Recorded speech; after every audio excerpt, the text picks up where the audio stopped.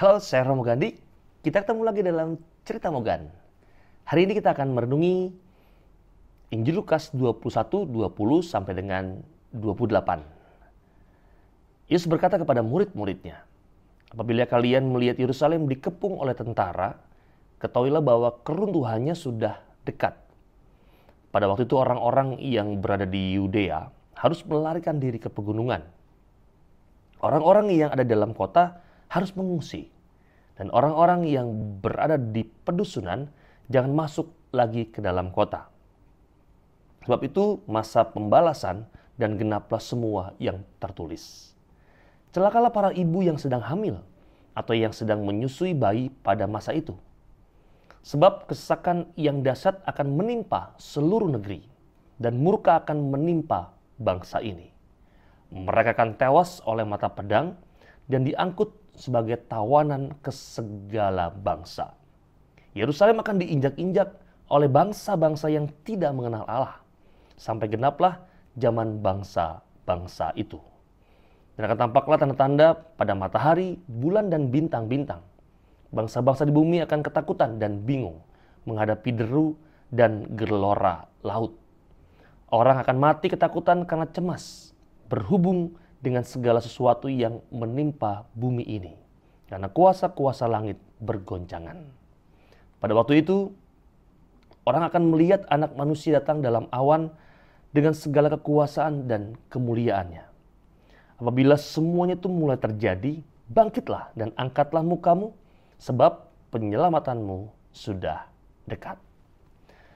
Teman-teman terkasih, kalau kita masih ingat pada bagian akhir dari kredo yang kita ucapkan untuk setiap misa hari Minggu, kita menyatakan kepercayaan akan kebangkitan badan dan yang namanya kehidupan kekal. Iman kita mengajarkan bahwa setelah kehidupan di dunia ini, kita akan memasuki kehidupan kekal yang telah disediakan Allah bagi kita. Dan kalau hal ini terus-menerus disadari, seharusnya kematian tidak lagi menjadi hal yang menakutkan bagi hidup kita. Sebab kematian justru merupakan jalan untuk memasuki kehidupan abadi bersama Bapa di surga. Rumah dan tanah air kita yang abadi adalah kehidupan setelah kehidupan di dunia ini. Yang itulah yang digambarkan dalam bacaan pertama hari ini, di mana Yohanes mengalami penglihatan bahwa Tuhan akan mengalahkan kuasa kejahatan dan bahwa kita akan menikmati perjamuan kekal bersama Anak Domba. Sedangkan dalam bacaan Injil, Yesus menggambarkan kehancuran Yerusalem. Kota itu akan dikepung dan peperangan akan terjadi. Yerusalem itu akan runtuh dan orang-orang akan berlarian dengan penuh ketakutan. Kerusakan dahsyat akan menimpa seluruh negeri. Dan gambaran tersebut memang sangat menakutkan. Tetapi apakah dengan itu Yesus guru kita bermaksud untuk menakut-nakuti para pendengarnya? Jawabannya dengan tegas, sama sekali tidak. Yesus sebenarnya hendak mengingatkan mereka untuk bersikap siap sedia. Sebab kesudahan bisa terjadi sewaktu-waktu. Ketika Yerusalem itu terkepung, semua orang harus siap sedia untuk lari dan juga menyelamatkan diri. Celakalah orang-orang yang tidak siap ketika itu tiba. Meskipun demikian, orang-orang beriman hendaklah tidak perlu merasa takut. Saat yang mengerikan itu adalah sekaligus tanda bahwa saat penyelamatan mereka sudah dekat. Pada zaman sekarang ini, kita pun juga dapat menyaksikan ada begitu banyak kehancuran yang terjadi dalam kehidupan ini. Baru-baru ini kita tahu ada gempa bumi yang terjadi di Cianjur dengan begitu luar biasa menghancurkan banyak hal yang baik di tempat itu. Kerusakan juga tidak hanya terjadi secara fisik melalui kebrutalan yang dilakukan manusia, tapi juga ternyata secara mental. kerusakan mental inilah yang kemudian menggerakkan manusia untuk menghancurkan yang namanya kehidupan. Dan dalam situasi seperti ini, seharusnya kita senantiasa siap sedia demi keselamatan kita. Bagaimana kita memupuk dan mengembangkan sikap tersebut? Tentu saja dengan melaksanakan kehendak Tuhan. Kita akan tahu apa yang dikehendaki Tuhan bila senantiasa menjalin relasi dengannya secara pribadi melalui doa-doa kita. Dan doa adalah salah satu kekuatan kita untuk dapat bertahan dari kehancuran yang terjadi di sekitar kita.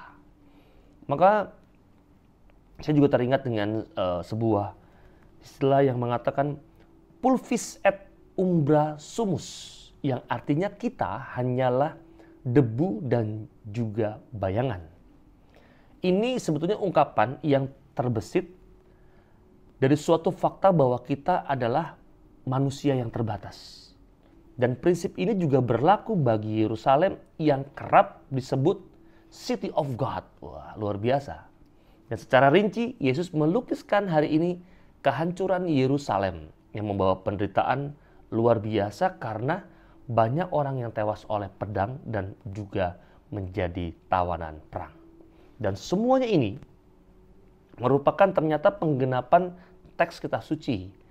Anda bisa menyimak dari Ulangan 28 ayat 32, Yeremia 7 14 sampai 26, juga 30 sampai 34, juga ayat 17 sampai dengan bab 17 sampai dengan 27 sebagai sebuah dampak atas ketidaktaatan Israel yang menolak dan menyalibkan kehadiran Mesias. Dan peristiwa penghancuran Yerusalem sendiri merupakan bentuk nyata murka Allah. Tahun 70 Masehi, tentara Romawi di bawah pimpinan Jenderal Titus itu menghancurkan Yerusalem serta Bait Allah. Ada kurang lebih 97.000 orang di penjara dan 1.100.000 orang itu terbunuh.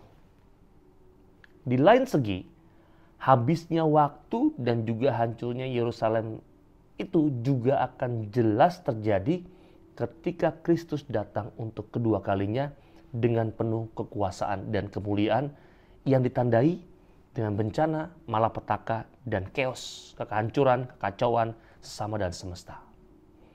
Dan indahnya, kalau kita mau menemukan sisi yang positif, di balik ketegasan dan keadilan Allah, tetap ada kemurahan dan kerahiman yang berbelas kasih. Pada waktu itu orang akan melihat Anak Manusia datang dalam awan dengan segala kekuasaan dan kemuliaannya. Apabila semua itu mulai terjadi, bangkitlah dan angkatlah mukamu, sebab penyelamatanmu sudah dekat. Maka sebetulnya kalau kita mau belajar dari statement ini, Yesus memberikan dua modal untuk kita menghadapi yang namanya masa-masa akhir itu. Yang pertama adalah bangunlah, yang pertama. Kita diajak untuk bangkit dari kuburan, keluar dari kubangan dosa kita masing-masing sehingga menjadi orang yang siaga dan juga berjaga. Tidak ikut larut hanyut dalam arus dunia ini. Itu modal yang pertama. Modal yang kedua, angkatlah mukamu. Kita diajak untuk berani karena kita selalu bersama dengan Tuhan. Dan inilah sebuah optimisme iman bahwa Tuhan pasti tidak akan meninggalkan hambanya yang selalu hidup bersama dan dalam namanya. Dan ini membuahkan sikap yang berani dalam menghadapi segala peristiwa hidup yang kadang tidak mudah dan juga tidak indah.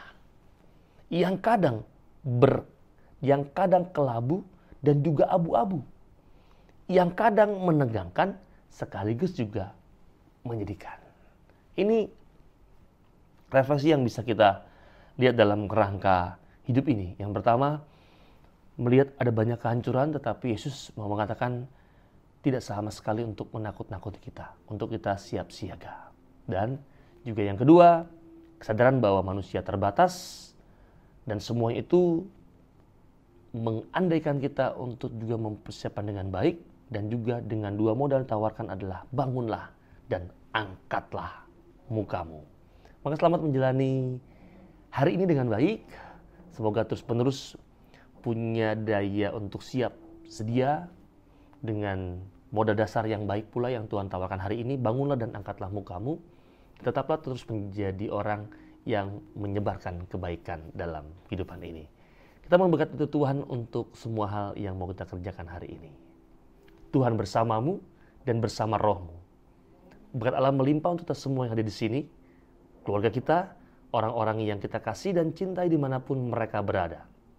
Terlebih sungguh segala usaha-usaha baik yang kita upayakan dan perjuangkan dalam hidup ini, selalu dilindungi, dibimbing dan diberkati oleh Allah yang Maha Kuasa, Bapa dan Putra dan Roh Kudus. Amin.